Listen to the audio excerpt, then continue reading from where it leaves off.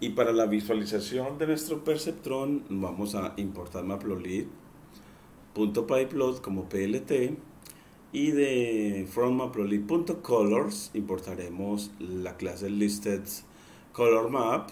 Entonces así del módulo colors importaremos la clase listed_color_map. Es clase porque empezamos con L mayúscula y la segunda palabra la empezamos también con mayúscula. Esa es la forma capital letter.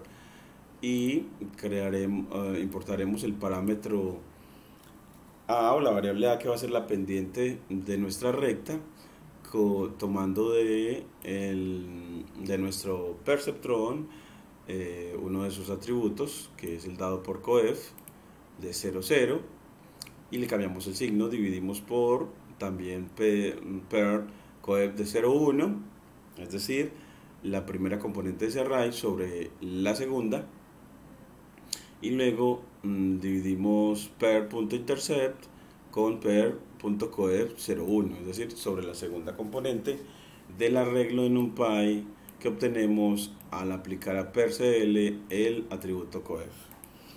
Luego definimos el ancho y el alto de nuestro rectángulo de visualización con una variable access, no axis, y definimos dos arreglos x0 y x1 que se obtienen esos arreglos de NumPy al utilizar la función de NumPy np.meshGrid sobre estos dos bueno, pues estas dos secuencias, bueno, como vectores columna, al aplicarles el reshape de -1,1, y entonces utilizar la función linspace desde la primera componente de los ejes hasta la segunda y tomamos 500 puntos, y en el segundo tomamos con np.linspace del tercero hasta el cuarto unos 200 puntos. Así pues tenemos la utilización de meshGrid para obtener estos dos arreglos de NumPy que nos van a definir una cuadrícula en este rectángulo de visualización, para utilizar la función contour y esa cuadrícula algunos puntos trazarlos azules y otros trazarlos amarillos. Entonces ahora definimos unos datos xnew concatenando a x0.ravel y a x1.ravel, es decir, el aplanamiento de estos dos arreglos de NumPy, y los concatenamos siendo vectores columna. Los aplanamos para que concatenemos uno al lado del otro a estos vectores. Entonces a estos vectores fila los vamos a concatenar uno al lado del otro. Entonces vamos a obtener es un chorizo o un vector fila al concatenar con np.c_ a este vector fila con este vector fila, porque al aplicar el método Ravel lo que hacemos es obtener vectores fila. Eso lo vamos a verificar en la práctica de codificación hasta ahora. Entonces vamos a ir hasta ahí y verificar hasta ahí esta parte de este código tan especial de la visualización, que es bastante complejito. Vamos a hacer a la práctica. Entonces decimos, bueno, pues vamos a hacer la visualización, pero para eso constituimos el modelo primero. Para eso importamos import numpy as np y from sklearn. Sklearn es sklearn.datasets. Importaremos a la función loadIris, y con ella también vamos a tomar de sklearn del módulo linear model. Importaremos a la clase linear model módulo, lo escribimos con minúscula, y importamos la clase perceptron, y así ya tenemos los tres elementos a importar: NumPy, la función loadIris y la clase perceptron. Y luego de hacerlo, pues vamos a tomar los datos creando la variable iris con el operador de asignación igual, llamando a la función loadIris evaluada en asFrom en true, este asFrom con guión bajo y así obtenemos los datos. Le damos Shift Enter y obtenemos así los datos. Y ahora vamos a tomar nuestros atributos. Entonces los atributos que los denotamos usualmente con X mayúscula y los tomamos con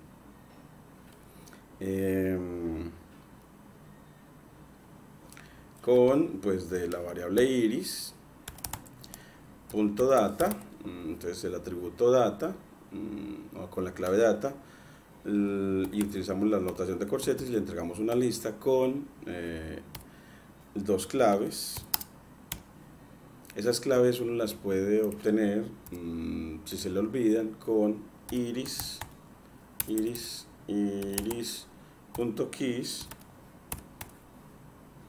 Es un método y así ya tenemos que bueno, pues la clave para obtener los datos es esta iris.data, y después de ver que data es una de las claves, pues bueno, le decimos iris.data para ver el data frame que obtenemos, y vemos que las claves de ese data frame también le podemos ver unas son sepal espacio length espacio cm entre paréntesis y sepal width espacio width espacio entre paréntesis cm, petal length y petal width, también con espacios respectivos y con cm. Es decir, que las medidas de los atributos de las flores de iris están dadas en centímetros.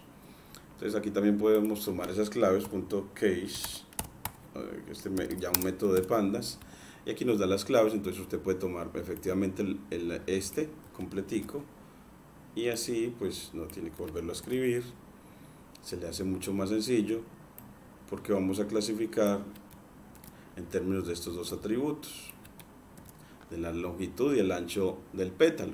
Entonces así tenemos una lista de atributos que vamos a utilizar. Entonces con eso y esos atributos, y vamos a volver esto una raya en un NumPy. Entonces con .values, con el atributo .values, un atributo del data frame que será el array que está en él, es decir, otro objeto asociado a este objeto. Y así después vamos a obtener las etiquetas entre paréntesis comparando a y, bueno pues a iris.target para obtener las etiquetas y compararlas con el 0, que son los que tienen que ver con la setosa.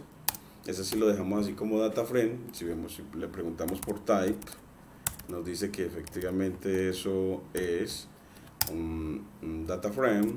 Digamos que sí, bueno, en realidad es una serie de pandas. Y recordemos que las series simplemente son al menos una de las columnas de un data frame. Y así ya tenemos los datos configurados X y Y. X como un arreglo de NumPy y Y como una serie de pandas. Así ya podemos instanciar a la clase per-clf.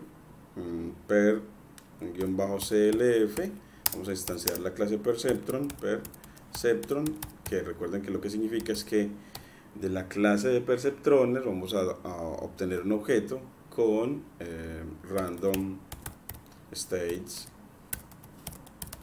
en 42, porque este perceptron trabaja también de manera aleatoria. Entonces esta sería la semilla aleatoria para poder hacer reproducibles los resultados. Así ya instanciamos la clase y luego entrenamos a per-clf, a este objeto, con los datos que tenemos X y Y. Y él nos dice, pero el perceptron no es llamable. Perceptron dijo que no. Bueno, porque le tenemos que aplicar el método .fit para entrenar. Y ahora sí, cuando nos da esta respuesta es porque entrenó, es decir, ya hemos consolidado un objeto de la clase perceptron que clasifica. Cuando ya tenemos la clasificación podemos pasar a la visualización. Entonces podemos pasar a la visualización. Entonces aquí en visualización, pues bueno, pues le damos variantes líneas. En realidad vamos a trabajar una sola. Importamos import matplotlib.pyplot as plt, y luego que importamos a matplotlib.pyplot as plt recordemos que él nos dice que debemos de hallar unas variables x0 y x1, x0, x1, que van a ser unos arreglos de NumPy que obtenemos con la función np.meshGrid aplicada sobre, bueno, pues aquí le damos np.linspace, que es una función que me permite obtener una partición en intervalo dado. ¿En qué lado? Ah, pues acuérdate que hay que definir las medidas del rectángulo de visualización. Ah, pues entonces access va a ser una lista de Python que va de 0 a, bueno, de 0 a 5 en el eje X y de 0 a 2 en el eje Y. Es un poquito más ancho es más ancho que alto. Y así el meshGrid le dices np.linspace desde access de 0 hasta access de 1, es decir, hasta la segunda componente, y tomamos 500 punticos como nos recomienda Guéron, coma, otra vez bajamos, aquí lo volvemos np.lin de lineal space de espacio lineal, para darme en realidad una partición o una progresión aritmética en esos límites, con punto inicial en axis 0 y punto final en axis 1, y ya en este va a ser en access de 2 hasta access de 3, access de 3, es decir, la 4 componentes, pero vamos a tomar 200 puntos solo para la altura. Y ya con eso obtenemos los x0 y y0, y él nos dice, bueno, hay un errorcito, no tiene atributo meshGrid. Entonces, ¿cómo se escribe meshGrid? Ah, pues porque es que eso va con R, meshGrid, la función meshGrid. Ya con eso ahí sí no funciona perfecto. Y ya cuando tienes a meshGrid, ya podemos seguir con la visualización. Miremos otra vez en Guéron. Lo importante de la práctica es como que uno esté otra vez mirando hasta dónde pueda llegar, comprendiendo el código, y también vamos a crear a xnew. Entonces, bueno, pues entonces, y creamos al xnew. Entonces, bueno, pues vámonos xnew, que se obtienen con np.c- para concatenar uno al lado del otro. Entonces, ¿a quiénes? A x0.ravel, al método ravel que aplana, y a x1.ravel, el método que aplana. Así con eso tienes toda la concatenación. Y para uno verificar qué fue lo que pasó, pues uno dice, bueno, ¿y cómo era x0? Ah, pues aplícale .shape para saber su forma. Este atributo que me da una tupla, otro objeto, una tupla asociada a x0, que me dice que efectivamente que es dos dimensional, es decir, una matriz de 200 filas, 500 columnas, y que cuando la aplanaron a x0.ravel, bueno, pues en la aplicación de ese método, ¿qué obtenés? Entonces vamos a ponerlo entre paréntesis todo, para decir, bueno, lo que obtengo de eso. Entonces le digo .shape, para ver qué arreglo se obtiene. Entonces, bueno, pues el atributo shape se me vuelve un vector fila de 1000 componentes. Entonces aplano todo. Entonces ese rectángulo se me vuelve un vector fila de 100.000 componentes, de 200 por 500, de 200 por 500 componentes. De esa manera pues los aplana, y él con eso, él puede, después de eso, para la visualización, miremos qué es lo que él hace después. Bueno, pasemos esto para acá. Nos dice, bueno, ya después de ese xnew, hallamos unas predicciones con esos xnew, utilizando el modelo y utilizando el método predict. Entonces, ahora sí, entonces decimos, hallemos un gnew, utilizando el modelo per clf, aplicando el método predict. Y con el método predict, pues le aplicamos a xnew, que fue el que acabamos de obtener concatenando, y él nos dice, bueno, perceptron no tiene atributo predict, bueno, pues para predecir es predict ct, entonces bueno, pues entonces predict menos mal nos avisa, ct, predict, es decir, se escribe PREDICT, PREDICT.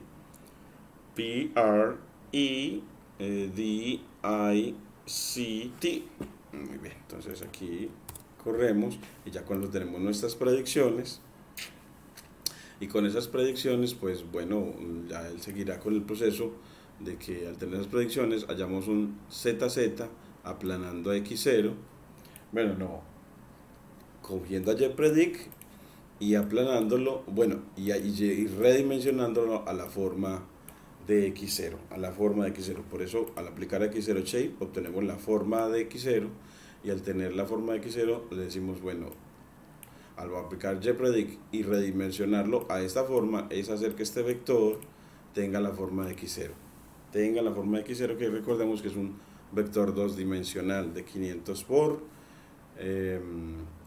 200. Entonces ese es el ZZ, una Z para en esa misma dimensión, y vale la pena como analizar después y que cómo fue que se movió ese rectángulo a hacer un vector fila, de qué manera lo constituyó, de qué manera los va haciendo. Eso vale la pena como hacer esa práctica para no ver esas transformaciones que está pasando con ella y comprender mejor lo que está haciendo. Y luego de crear a ZZ, vamos a crearlo. Entonces, bueno, vamos a ponerlo aquí, este GNU, control X, lo ponemos aquí después de la misma línea de código de la importación de Matplotlib, porque en una misma línea debe hacer todo. Entonces ya nos sirvieron, fue como de práctica para ver la forma de los arreglos que estamos obteniendo. Luego obtenemos a ZZ como GNU.reshape, es decir, redimensionar a la forma de X0. Entonces, bueno, pues X0.shape, que nos queda en esa forma. Y así ya creó ZZ. Y ya con ZZ él nos dice, bueno, después de ZZ crea una variable custom cmap instanciando la clase listenColorMap con estos dos colores, que encuentra, bueno, lo puede encontrar en los códigos de colores a través de internet. Es una manera. Entonces esta la vamos a copiar tal cual, pues así creamos la variable custom map, y cuando él la crea, bueno, dice custom map no está definido, entonces fue porque nos faltó from matplotlib.colors, importamos import a listed color map a esta clase. Y ahora sí nos quedó todo organizadito. Y luego de hacer eso, él nos dice, bueno, cree una figura con estas dimensiones y grafique las clases. Entonces aquí, bueno, pues podemos tomar estos dos como una forma de lectura. Vale la pena también después hacer la práctica de escribirlas.